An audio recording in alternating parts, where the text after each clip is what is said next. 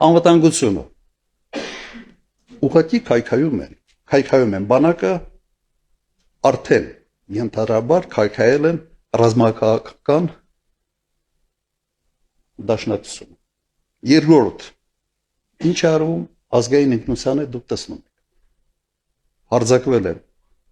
այդ ինքնության 3 ամենից կարևոր բաղադրիչների վրա։ Եկեղեցի, պատմություն եւ սիմվոլներ։ Պատմությունը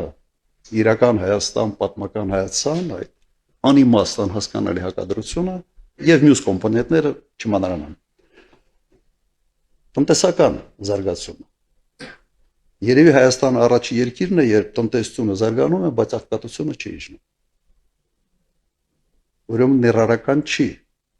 Ներդրումային միջավայրը ուղղակի քայքայվել է։ Ինչ արվում Բաշխի ցանցերի հետ, ինչ է արվել Քաջարյանի հետ,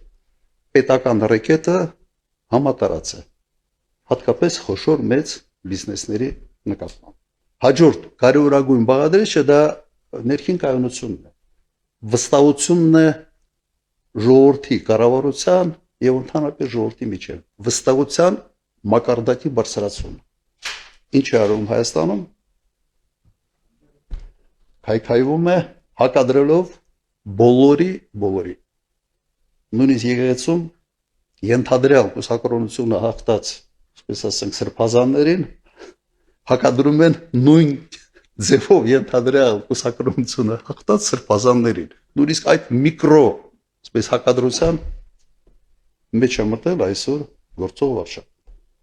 Խայտարակություն է, խայտարակություն։